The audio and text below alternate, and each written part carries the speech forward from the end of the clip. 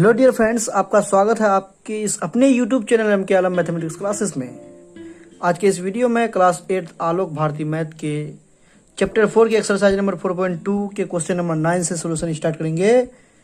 इससे पिछले वाले वीडियोस में क्वेश्चन नंबर 8 तक का सभी क्वेश्चंस का सोल्यूशन हो चुका है। अगर आप नहीं देखे हैं तो आप प्ले लिस्ट में जाकर चेक कर सकते हैं, जिसमें आपको मिलेगा क्लास 8 आलोक मैथ सोल्यूशन, है ना।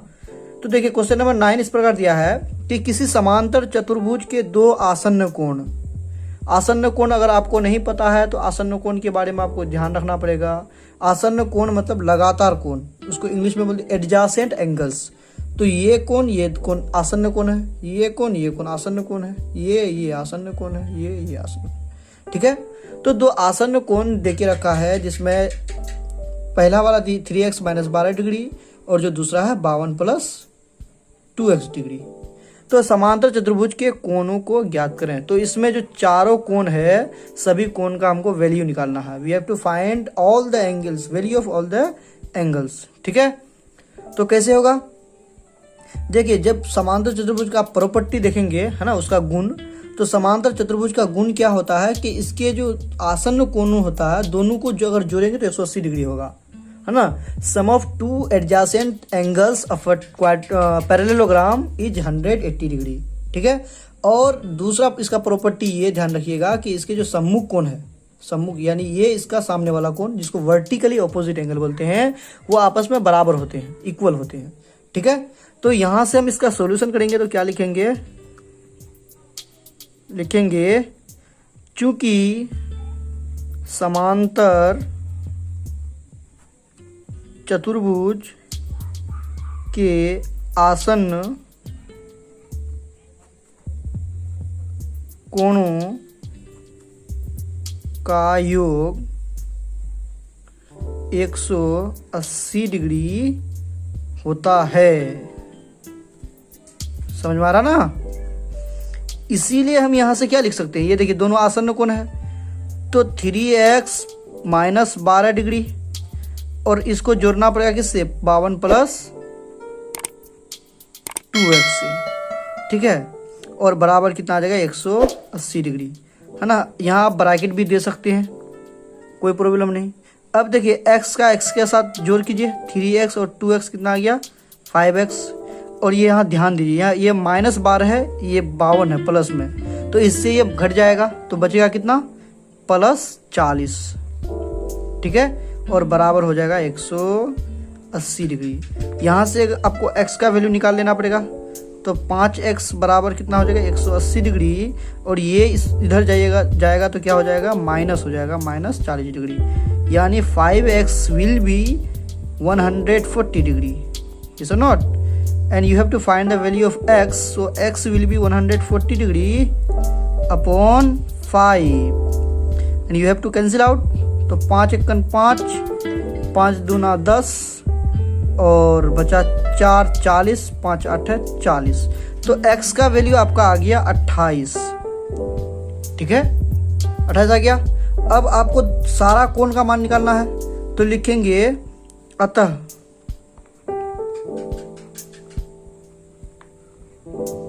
कोण, है ना। आप नाम भी दे सकते हैं, चूंकि हम, है ना, क्वाड्रिलेटरल से इसको समांतर चतुर्भुज का नाम देके रिप्रेजेंट कर लिए हैं, तो यहाँ से हम नाम से कर लेते हैं, ठीक है।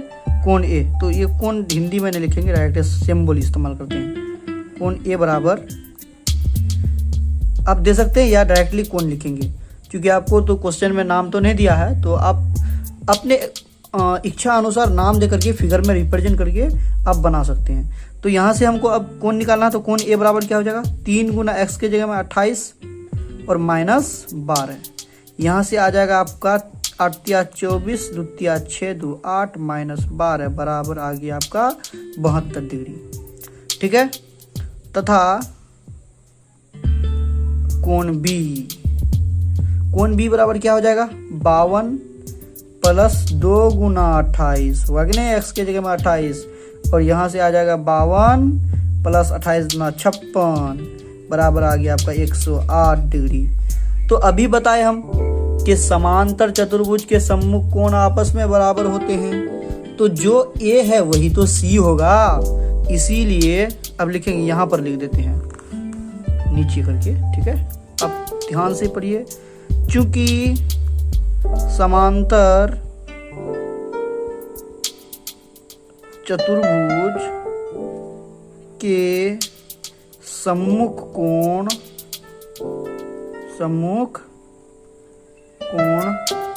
आपस में बराबर होते हैं,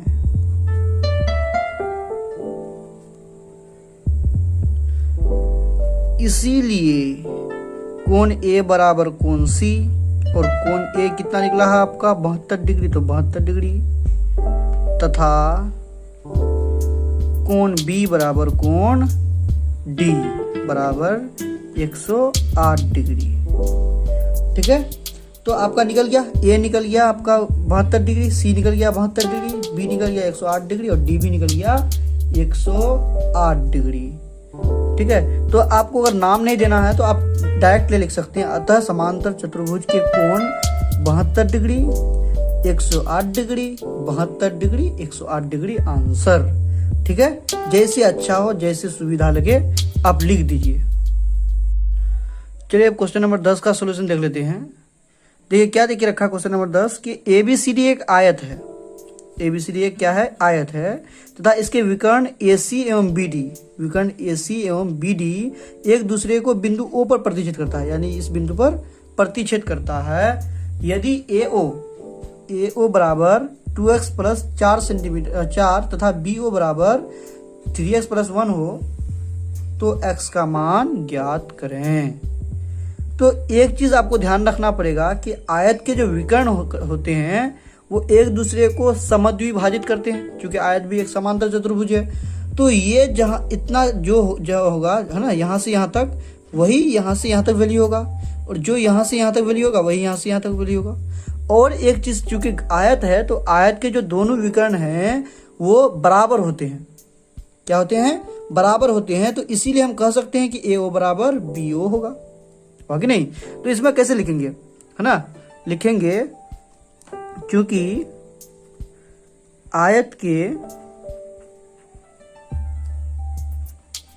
के दोनों विकर्ण बराबर होते हैं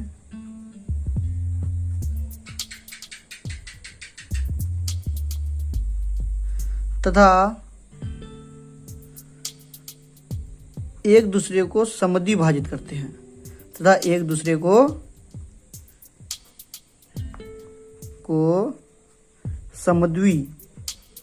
समद्विभाजित मतलब क्या हुआ कि आपस में बराबर भागों में बांट जाना ना, समद्विभाजित करते हैं। जब समद्विभाजित करते हैं तो इसीलिए क्या हो जाएगा, AO बराबर B होगा, अभी बताए हम, होगा। और AO आपको क्या देके रखा, 2x प्लस 4, और BO क्या देके रखा, 3x प्लस 1।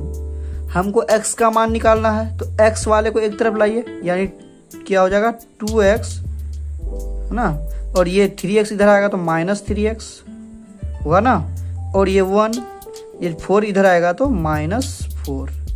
यहाँ से देखिए 2x माइनस 3x कितना होगा, माइनस x, और यहाँ से 1 माइनस 4 क्या होता है, माइनस 3।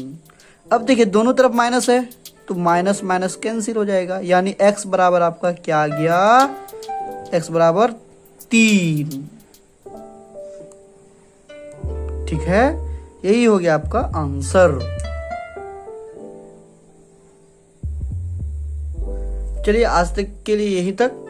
देखिए कोई स्टूडेंट बोलता है कि सर आप इंग्लिश यूज करते हैं, देखिए मैथ है, मैथ में बिना इंग्लिश का आपका तो पॉसिबल है ही नहीं। देखिए इसमें ये जो दिए हैं ये आपका हिंदी वर्ड नहीं है, ये आपका इंग्लिश लेटर है, तो आपको कुछ ना कुछ इंग्लिश तो इस्तेमाल करना ही पड़ेगा, है कि नहीं।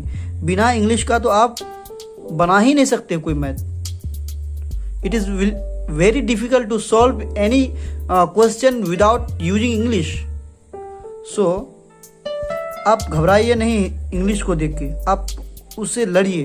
आपको अभी अंडर 10 है तो आपको इंग्लिश उतना महत्वपूर्ण नहीं है बिहार बोर्ड के लिए, लेकिन वहीं अगर आप 10th क्लास के बाद पढ़ेंगे तो बिना इंग्लिश का आपका पढ़ाई अधूरा हो जाएगा। ठीक है, तो मेरा जो आपके लिए एडवाइस रहेगा वो रहेगा कि आप इंग्लिश में भी यूज कीजिए। सिर्फ ऐसा नहीं कि सिर्फ हिंदी में ही पढ़ लिए और बस हो गया।